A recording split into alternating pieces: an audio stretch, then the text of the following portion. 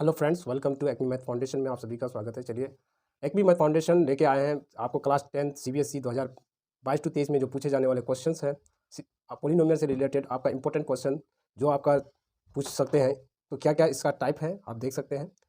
सबसे पहले आपका फर्स्ट क्वेश्चन है if one zeros of the quadratic polynomial इतना इज इक्वल टू 2।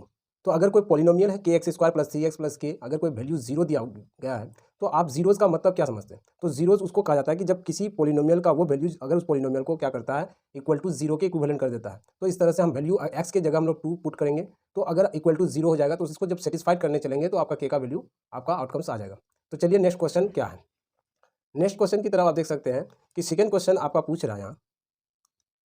तो सेकंड क्वेश्चन के अंदर आप देख सकते हैं the quadratic polynomial the sum of whose zeros is इतना एंड देयर प्रोडक्ट इतना। तो आप direct alpha plus beta given दिया गया है, alpha plus beta equal to given है अल्फा इंटू बीटा आपका गिवन है। तो आपका ये दोनों अगर गिवन है तो quadratic polynomial is equal to होता है x square minus alpha plus beta into x plus alpha into beta.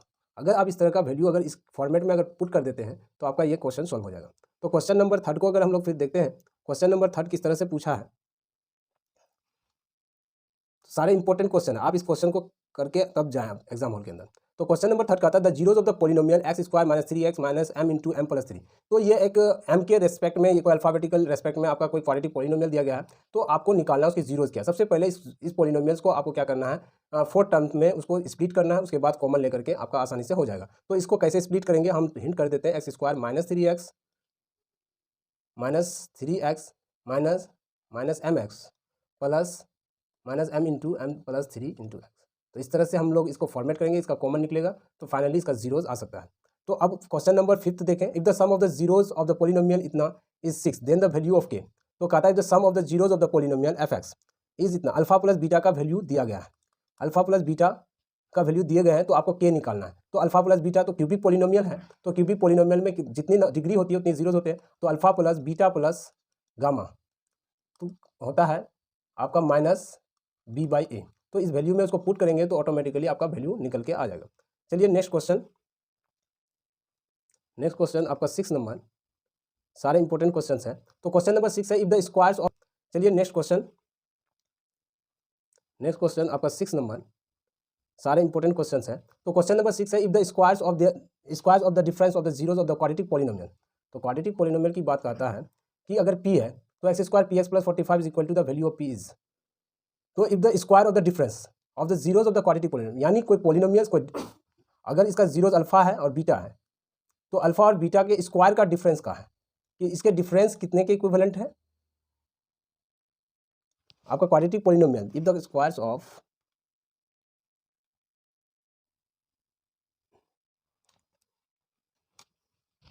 तो क्वेश्चन नंबर 6 देख सकते हैं कि क्वेश्चन नंबर 6 में कहता है if the square of the difference of the zeros of the quadratic polynomial, यानी कोई क्वाड्रेटिक पॉलिनोमियल है यानी alpha square minus beta square का डिफरेंस दिया गया है 144।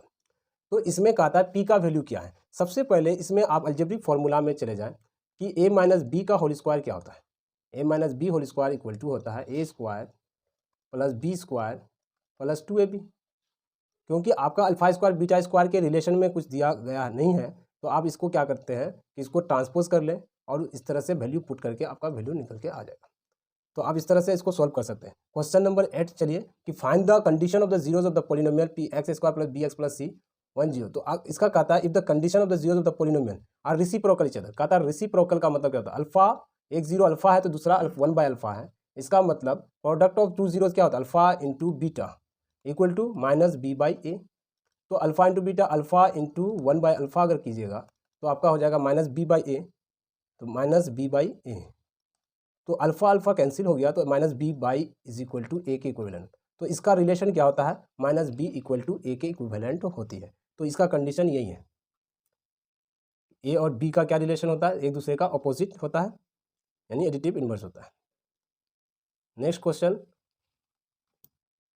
क्वेश्चन नंबर 9 देख सकते हैं, कहता है कि alpha beta are the zeros of the polynomial f x x square minus 6x plus k, find the value of k such that alpha square plus beta square equal to 40।